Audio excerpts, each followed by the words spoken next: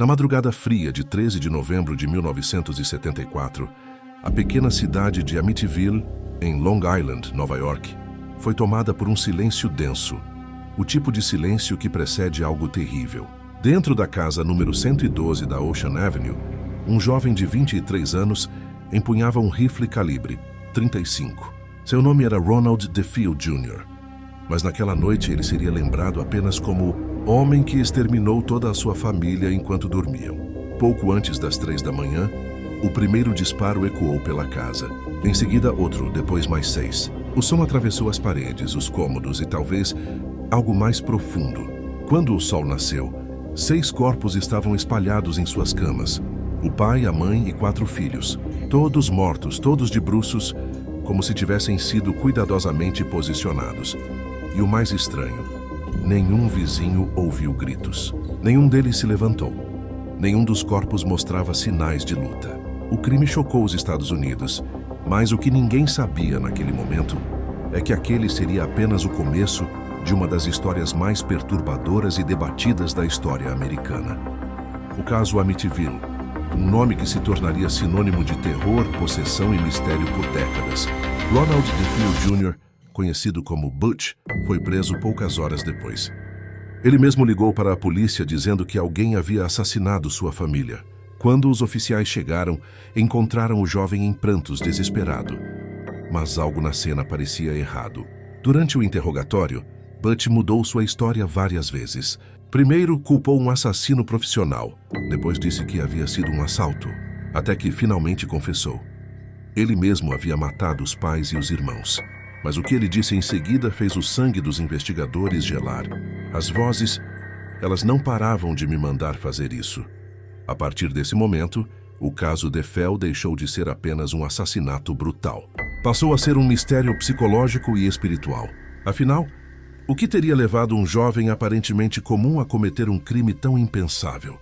Seria o resultado de um surto psicótico, de abuso familiar, ou algo realmente sobrenatural? Os peritos afirmaram que não havia sinais de luta, nem indícios de drogas. Todos os membros da família estavam dormindo, como se não tivessem sequer percebido os disparos, o que era cientificamente improvável, considerando o barulho de um rifle dentro de uma casa. Como explicar aquilo? Anos depois, especialistas em acústica e comportamento criminal ainda discutiriam o caso. Alguns diziam que Butch poderia ter dopado a família antes dos disparos. Outros acreditavam que ele estava em transe, mas ele insistia. Foram as vozes. Elas me diziam o que fazer, e foi nesse ponto que o mito começou a nascer. A casa dos DeFeo logo foi colocada à venda. Poucos queriam se aproximar daquele lugar, mas 13 meses depois, em dezembro de 1975, uma nova família decidiu se mudar para lá. George e Kathy Lutz, recém-casados, levaram consigo seus 3 filhos e um sonho: recomeçar a vida em uma casa espaçosa, charmosa e à beira do canal. Eles sabiam do crime, é verdade, mas não acreditavam em maldições. A casa era linda e o preço estava inacreditavelmente baixo. Um bom negócio, certo? Pelo menos foi o que pensaram. Nos primeiros dias, tudo parecia normal. George e Kathy sentiam apenas a estranheza natural de viver em um lugar novo. Mas pouco a pouco, a energia da casa começou a mudar. Portas batiam sozinhas. O ar parecia pesado, frio, mesmo com o aquecimento ligado. E George começou a acordar todas as madrugadas, às 3h15 da manhã, o mesmo horário aproximado em que os DeFeo haviam sido assassinados. O relógio marcava exatamente 3h15 da manhã e George Lutz acordava suando frio. Não havia nenhum ruído aparente, apenas uma sensação de que algo o observava, algo invisível mas presente. A princípio, ele tentou ignorar. Pensou em estresse, mudanças de rotina, o trauma de se mudar com 3 crianças para um lugar novo. Mas a sensação não ia embora. A cada noite parecia pior. E Kathy também começou a notar mudanças inquietantes. Objetos se moviam sozinhos, portas que haviam sido trancadas apareciam abertas, e um cheiro forte e inexplicável de podridão e mofo se espalhava pelos corredores, especialmente no porão e no sótão. A presença era palpável. George sentia que alguém ou algo o estudava, quase como se a casa tivesse vida própria. Durante o dia, a energia parecia normal, mas à noite algo despertava. uma força que não podia ser vista, mas podia ser sentida. E então vieram os sussurros. Kathy, assustada, descrevia vozes que pareciam vir das paredes. Não estamos sozinhos, eles estão aqui. Olhe para trás. George tentava explicar de forma racional. Talvez fossem correntes de ar, talvez alucinações induzidas pelo medo coletivo. Mas conforme os dias passavam, os eventos se tornavam cada vez mais intensos e perturbadores. Objetos eram lançados pelo ar. Móveis se moviam sem razão. E algumas noites, George relatava uma presença na cama, como se alguém invisível estivesse ao seu lado, observando, tocando, mesmo que ninguém estivesse lá. Para os Lutz, não era apenas medo. Era terror psicológico e físico. Eles começaram a sentir uma agressividade crescente dentro da casa. Uma raiva que não vinha de pessoas, mas do próprio ambiente. Animais de estimação ficaram inquietos. Cães que antes eram dóceis passaram a rosnar para espaços vazios. O ar tornou-se pesado, quase sufocante, e a família sentia que cada passo dentro daquela casa era vigiado por olhos invisíveis. Os fenômenos chegaram a tal ponto que profissionais foram chamados. Investigadores paranormais afirmaram ter registrado temperaturas abaixo do normal e energia elétrica incomum. Alguns falaram em manifestações demoníacas ligadas ao massacre dos Defel. Outros acreditavam em ressentimento espiritual. A ideia de que a tragédia havia deixado marcas permanentes, uma espécie de trauma materializado que perseguia qualquer um que ousasse viver ali. Kathy relatava sonhos perturbadores. Ela via figuras sombrias no corredor, sentia mãos invisíveis tocando seu corpo enquanto dormia e escutava gritos distantes de seus filhos, mesmo que estivessem dormindo ao seu lado. George também começou a ter lapsos de memória e episódios de raiva extrema, inexplicáveis, como se a casa estivesse manipulando sua mente, explorando suas vulnerabilidades psicológicas. E era justamente isso que alguns estudiosos chamariam depois de o terror psicológico de Amityville. A casa parecia reagir às emoções da família, amplificando medos, ansiedades e impulsos reprimidos, transformando cada pensamento em um catalisador de pavor. Ao longo de 28 dias, os Lutz enfrentaram uma sequência quase diária de eventos inexplicáveis. Eles gravaram sons estranhos, como portas rangendo e passos, mas o que mais impressionava eram os gritos de socorro e choros que pareciam vir de dentro das paredes, impossíveis de localizar ou explicar. Até mesmo George, homem racional e cético, começou a acreditar que algo sério e invisível habitava aquela casa. Mas nem todos acreditavam. Céticos apontavam que os Lutz poderiam ter exagerado, ou que tudo não passava de uma fraude para vender livros e chamar a atenção da mídia. E de fato, anos depois, algumas inconsistências nas entrevistas e gravações alimentariam teorias de que o terror poderia ter sido em parte fabricado. Ainda assim, para quem vivenciou o local, a experiência foi real e devastadora, e isso incluía a própria psicologia humana, mostrando como o medo pode ser amplificado quando se está cercado de tragédia e incerteza. No entanto, há algo que nem a racionalidade consegue explicar. A casa tinha história antes dos Defeu. O terreno, segundo antigos registros, já fora palco de rituais e incidentes estranhos, sugerindo que a energia sombria poderia ser algo mais profundo do que simples tragédia familiar. Teóricos do paranormal apontam que certas casas, pelo histórico de violência e morte, carregam o que chamam de ressonância psíquica, onde eventos traumáticos deixam uma marca invisível, capaz de influenciar as pessoas que vivem ali por décadas. Para os Lutz, porém, não havia tempo para teorias. Cada noite era uma batalha para sobreviver.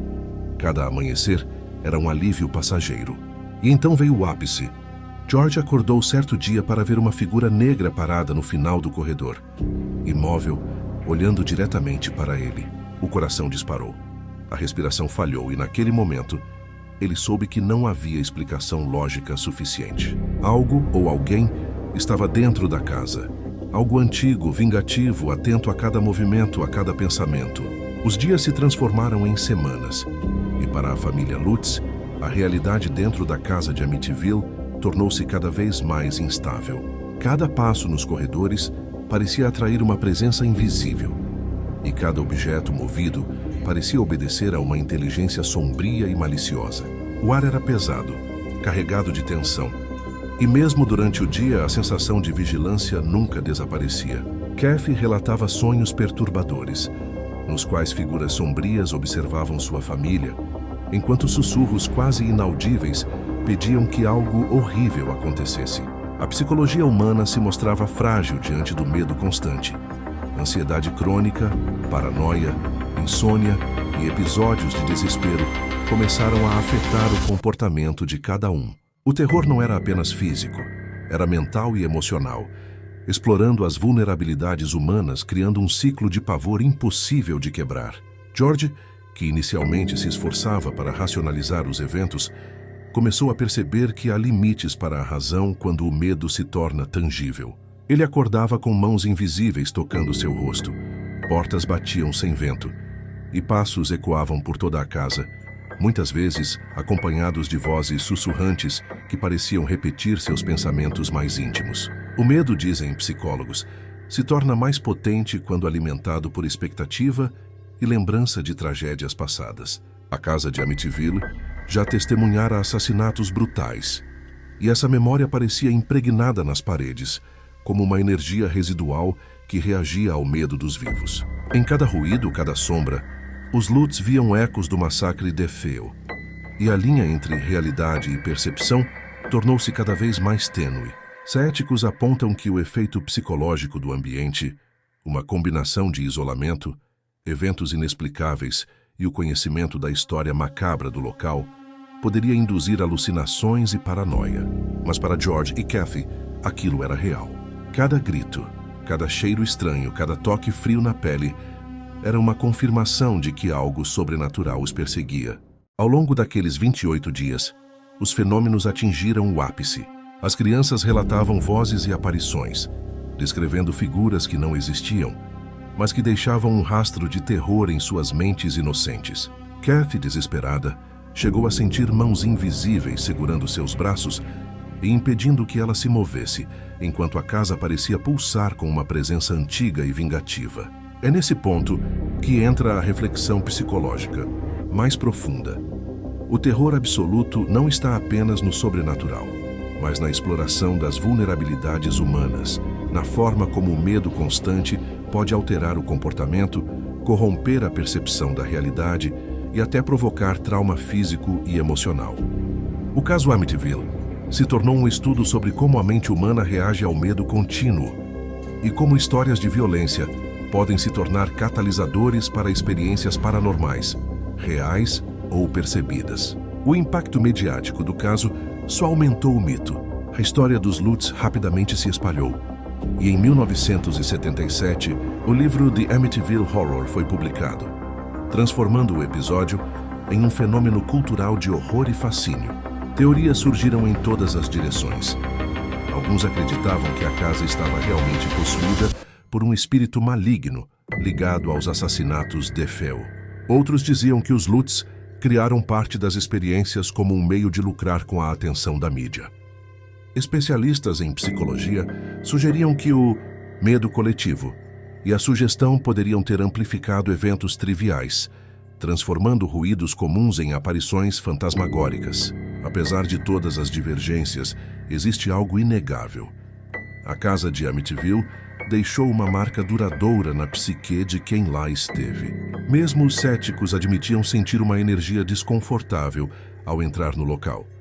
E isso só reforçava a ideia de que a história transcende explicações puramente racionais. Ao final do 28º dia, incapazes de suportar mais o terror, os Lutz abandonaram a casa, deixando pertences, memórias e, aparentemente, o horror que os perseguiu. Mas a pergunta permanecia: o que realmente habitava aquela casa? Era a energia residual de violência e ódio, um espírito maligno com inteligência própria? Ou simplesmente o efeito psicológico de viver em um lugar carregado de tragédia, amplificado pela sugestão, medo e expectativas? Para muitos, o caso de Amityville é um alerta sobre a vulnerabilidade da mente humana diante do desconhecido. O terror verdadeiro, como ensina a psicologia, não precisa ser visível. Ele se infiltra, sussurra manipula percepções e desperta os medos mais profundos. Na casa de Amityville, o passado e o presente se entrelaçavam em um ciclo de horror que ninguém poderia facilmente explicar. Quando os Lutz abandonaram a casa, em janeiro de 1976, deixaram para trás muito mais do que móveis ou pertences. Eles deixaram uma história que atravessaria décadas, transformando o número 112 da Ocean Avenue em sinônimo de horror e mistério. A casa continuou sendo vendida e reformada, mas nenhuma explicação definitiva jamais surgiu. Cada nova família relatava sensações estranhas, embora nem todas tivessem experiências tão intensas quanto os Lutz. O caso Amityville provocou debate sobre a linha tênue entre realidade e percepção, entre trauma psicológico e fenômeno sobrenatural. Estudiosos em comportamento humano destacam que o medo contínuo, a ansiedade e a expectativa de eventos terríveis podem criar experiências reais de pavor, mesmo sem presença física de entidades. Mas para a mídia e os amantes do sobrenatural, Amityville sempre será uma casa viva, impregnada de memórias de violência, medo e morte. Teorias persistem. Alguns pesquisadores afirmam que a história dos Lutz pode ter sido parcialmente fabricada, uma forma de chamar atenção e lucrar com o livro e os filmes subsequentes. Outros acreditam que a casa realmente possui uma energia que influencia comportamentos, algo que desafia explicações científicas. A verdade talvez esteja em algum lugar no meio. Um crime brutal que deixou marcas emocionais profundas, amplificadas pela mente humana e pelo ambiente, misturadas a experiências que, para alguns, não podem ser explicadas apenas pela ciência. O caso Amityville também nos força a olhar para o lado psicológico do terror. Como o medo constante pode alterar pensamentos, memórias e comportamentos, como um ambiente carregado de tragédia pode amplificar as fraquezas humanas e criar uma sensação de perseguição e pavor. A história da família Lutz é um estudo cruel de como trauma, percepção e sugestão podem interagir para criar experiências verdadeiramente aterrorizantes. Mesmo décadas depois, a lenda continua viva. Documentários, livros e filmes perpetuam a narrativa, mas também reforçam a ideia de que o terror não reside apenas no sobrenatural, e sim na nossa própria capacidade de sentir medo, imaginar o impossível e confrontar o que não entendemos. Amityville permanece como um alerta. Algumas casas carregam memórias que nem todos conseguem suportar. Algumas histórias de horror não são apenas fictícias. Elas estão gravadas em paredes, pisos e nas mentes daqueles que ousam viver nelas. E enquanto os debates sobre a veracidade dos eventos continuam, uma coisa é clara. O caso Amityville é mais do que uma história de fantasmas. É um relato sobre psicologia, medo e a fragilidade humana. Um exemplo de como tragédias reais podem se transformar em lendas aterrorizantes. E talvez seja justamente essa mistura de realidade e mistério que mantém a história viva, ainda assustando e fascinando gerações pelo mundo. Se você gostou dessa história e quer descobrir mais casos que misturam mistério, terror e psicologia, não se esqueça de deixar o seu like, se inscrever no canal e ativar as notificações.